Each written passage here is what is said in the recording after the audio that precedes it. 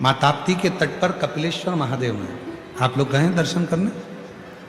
हाथ तो उठाओ, किस किस ने दर्शन करें सब लोगों ने, रखो। वो कपिल मुनि जिनके आश्रम में ले जाने के लिए स्वयं शंकर भगवान ने गंगा को अपने मस्तक पर धारण किया, वो कपिल मुनि जो अपनी माता देवहूति को ज्ञान उपदेश देते हैं, और वो कपिल मुनि जो निरंतर शिव साधना में डूबे रहते हैं, उन कपिल मुनि ने मां ताप्ती के तट पर बैठकर भगवान शंकर की जब साधना करना प्रारंभ करी थी, तो भगवान शंकर ने यही भुसावल क्षेत्र में मां ताप्ती के तट पर स्वयं प्रकट होकर कपिल मुनि को दर्शन दिया। कपिलेश्वर महादेव आज भी विराजमान है भुसावल नगर में, भुसावल क्षेत्र में। भुसावल से शायद थोड़ी ही दूरी पर कुछ किलोमीटर पर ही ताप्ती के तट पर ही उनका स्थान है। ताप्ती पुराण में इसका वर्णन है, ताप्ती पुराण में इसका वर्णन आता है, ताप्ती परिक्रमा में भी इसका वर्णन आता है। जरा विचार करिए कि भुसावल की भूमि कोई साधारण भूमि नहीं है।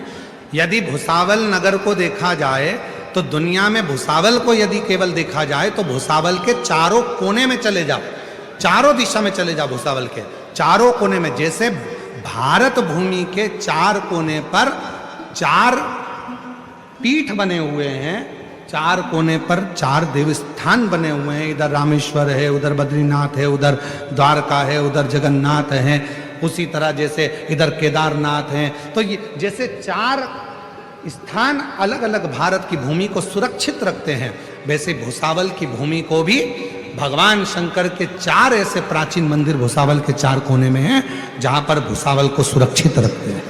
स्वयं शिव प्रकट है। अब उसको साधो, उसको जानो, और जो जान गया वही श्रेष्ठ है। संत तुकाराम जी का बड़ा सुंदर एक प्रसंग आता है। संत तुकाराम जी का बड़ा सुंदर, संत श्री तुकाराम जी बैठे हुए थे अपनी कीर्तन आनंद में, और भगवान देवादिदेव महादेव माँ पार्वती के साथ में, जगत जननी जगदम्बा के साथ, माँ आद्य शक्ति पार्वती के साथ में भगवान देवादिदेव महादेव विराजमान। तुकाराम जी अपनी मस्ती में कीर्तन कर रहे थे, भगवान देवादिदेव महादेव पार्वती के साथ में विराजमान थे। पार्वती जी संत तुकाराम जी के कीर्तन को सुनती सुनती इतनी बेसुध हो गई थी कि उनको घर की भी सुध नहीं थी।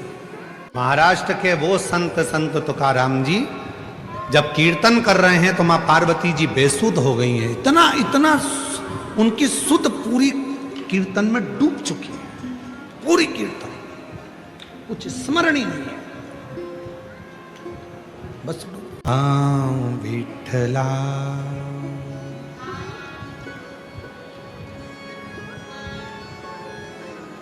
रंग। पार्वती जी संत तुकाराम जी के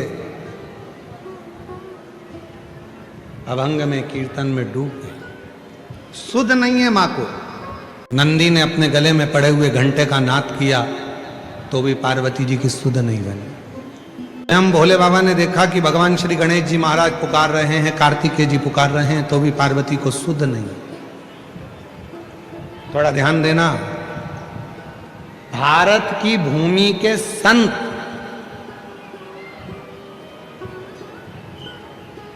संत तुकाराम जी जब कीर्तन करते थे तो स्वयं ब्रह्मा और विष्णु महेश भी सुध भूल जाते थे।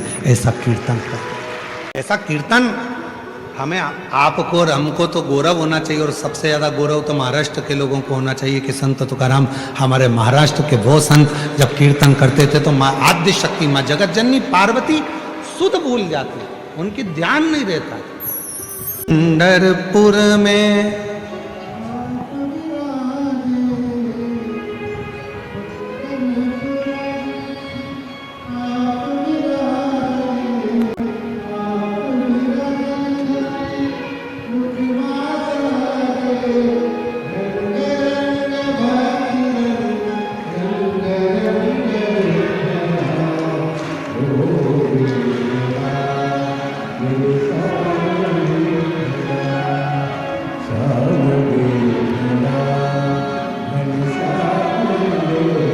संत तुकाराम जी जब भजन गा रहे हैं माता का सुध नहीं है, माँ पार्वती जी सुध बोली। भगवान भोलेनाथ जी ने डमरू का नाद किया तब पार्वती जी की सुध गई।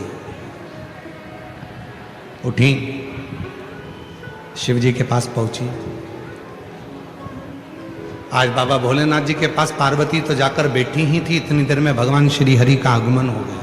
भगवान श्री हरि का आगमन हुआ, नारायण आए। शिव जी ने भेंट करी भगवान नारायण से। पार्वती जी के चेहरे पर एक अलग सी चमक थी। कहते हैं अगर बर्तन में दूध लेना है तो बर्तन को खाली रखना पड़ेगा। तुम्हारी जो पानी की बोतल है उसमें अगर पानी भरना है तो पहले बोतल का पानी खाली करना पड़ेगा, तब तो दूसरा पानी भराएगा। और अगर भरी हुई बोतल है और उसी में तुम पानी डालते जाओगे तो वो पानी तो नीचे गिर जाएगा। पात्र खाली होगा तो उसमें कुछ भर सकते हो। शिव महापुराण भी यही कहती है। शंकर भगवान की यदि कथा सुनने के लिए आप भूसावल नगर में कथा सुनने के लिए आए हो या आस्था चैनल पर कथा सुन रहे हो तो पहले अपने मन को अहंकार से खाली करो, काम आसक्ति से खाली करो। जब ये मन खाली होगा तब इसमें शिव महापुराण की कथा भराना प्रारंभ होगा, तब इसमें भरा। अब हमने इसमें तो पहले से ही इतना सारा ना जाने कौन कौन सा कचरा भर के रखा है। अच्छा, कितना आश्चर्य होता है ना, आप लोग भंडारे में जाते हो भोजन करने के लिए तो पूरी प्लेट एकदम साफ होना चाहिए। कितने ज्ञानवान हो आप सब लोग, कितने विद्वान हो सभी लोग। भोजन करने गए तो प्लेट साफ चाहिए और भजन करने बैठे तो मन साफ नहीं है। आप लोगों में से कितने लोग हैं जिनको कच्ची रोटी अच्छी लगती है? किसी को कच्ची रोटी अच्छी लगती है क्या? नहीं। कच्चा सीरा,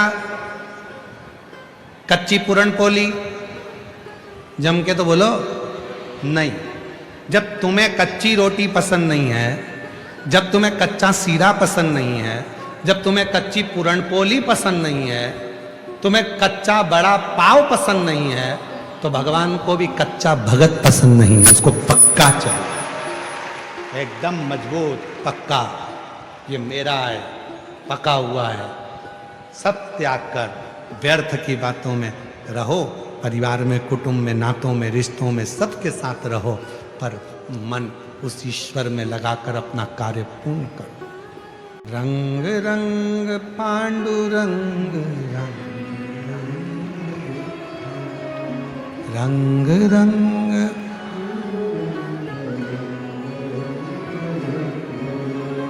भगवान की भक्ति करने के लिए शिव महापुराण की कथा कहती है पात्र को खाली रखो, मन को साफ रखो। जब मन साफ होगा तो भगवान की अविरल भक्ति अपने आप आपके हृदय में प्रवेश करती चली। भगवान नारायण आ गए, शिव जी से मिले, भगवान शंकर भी नारायण से मिले। तब पार्वती माता के चेहरे पर बड़ी सुंदर प्रसन्नता थी और एकदम चेहरा पार्वती जी का उज्जवल हो रहा था।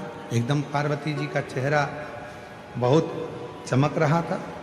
तो भगवान नारायण ने पूछ लिया कि बाबा आज तो माँ जगत जननी जगदम्बा बड़ी अलग सी दिख रही हैं, बहुत अलग नजर आ रही हैं। भजन का, सत्संग का, कीर्तन का, कथा का असर आपके चेहरे पर दिखना चाहिए। तुम लगे कि लगा।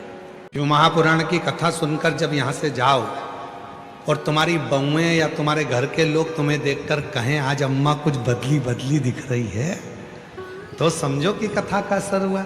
नहीं तो मालूम पड़े यहाँ से जाते से चाय बना दे, मम्मी दूध खत्म हो गया, ओ राम गई थी अब तो फ्रिज में 2 किलो रख के गई थी, कौन तू पी गई? अब बताओ कथा का क्या असर हुआ? असर भी तो दिखे कथा का। एक रात का समय था, एक पुलिस वाला चौराहे पर ड्यूटी कर रहे थे, 2-4 पुलिस वाले खड़े थे। अब उसमें एक रात को एक व्यक्ति बैग लेकर आया। अब वो बैग लेकर आया तो बैग लेकर जा रहा था, पुलिस वालों को लगा कि चोर है, उनको लगा कि चोर है, उन्होंने रोका। बैग में क्या है बताते हैं। अरे वही तो पूछ रहा हूं, बैग में क्या है बताते हैं। तो पुलिस वाला बोला बताते हैं, बताते कर रहा है, बताना बताते हैं ना। अब वो बार बार बताते करे तो पुलिस वाले को गुस्सा कि उसने गाड़ी में बिठाया, थाने ले गया। थाने में ले जाके टीआई की सर इसको बहुत देर से पूछ रहे हैं बैग में क्या है, तो एक ही बात कहता है। तो टीआई ने भी पूछा क्या है तेरे बैग में, बताते हैं। अरे बैग में क्या है बताते हैं ना। अब इतने में पुलिस वाले को, टीआई को भी गुस्सा आ गया। उसने तुरंत कांस्टेबल से किया चल इसका बैग खोल। जो बैग खोला तो उसमें से बतासे निकले, बतासे। इतने में टीआई ने कहा इसमें तो बतासे। इतने में वो बोला मैं तो तब से बोला बताते हैं बताते हैं बताते हैं। इतने में टीआई बोला कांस्टेबल से थोड़ा तोत रहा है, इसको घर छोड़िए। थोड़ा अब बोल रहा था बतासे हैं पर निकल रहा था बताते हैं। तो कई बार ऐसी स्थिति बन जाती है कि हम कथा तो सुनते हैं, हम भजन भी करते हैं, हम कीर्तन भी करते हैं, हम मंत्र जाप भी करते हैं, हम नाम जाप भी करते हैं, हम भगवान का स्मरण भी करते हैं, उसके बाद भी हम भगवान की भक्ति जैसे हो ही नहीं पाते। हम वो भक्ति जैसे रम ही नहीं पाते। हम अपने स्वभाव को वैसा बना ही नहीं पाते। जैसा हमारा स्वभाव होना चाहिए वैसा हमारा स्वभाव बन ही नहीं पाता है, वैसा स्वभाव। पर शिव महापुराण की कथा कहती है, भगवान शंकर का चरित्र कहता है, शिव तत्व कहता है। भगवान को पाने के लिए शिव जी को पाना है तो जटा नहीं बढ़ाना पड़ेगा, शिव जी को पाना है तो भस्म नहीं लगाना पड़ेगा, शिव जी को पाना है तो घर नहीं छोड़ना पड़ेगा, शिव जी को पाना है तो नग्न वेश धारण नहीं करना पड़ेगा, शिव जी को पाना है तो मन को थोड़ा शांत करना पड़ेगा और मन में थोड़ी कोमलता, प्रेम, वात्सल्य, करुणा आपके हृदय में लाना पड़ेगी। शिव प्रसन्न हो जाएगा और आपके हृदय में आकर बैठ जाएगा, आपके हृदय में आकर। चेहरे पर दिखना चाहिए कि सत्संग का असर कितना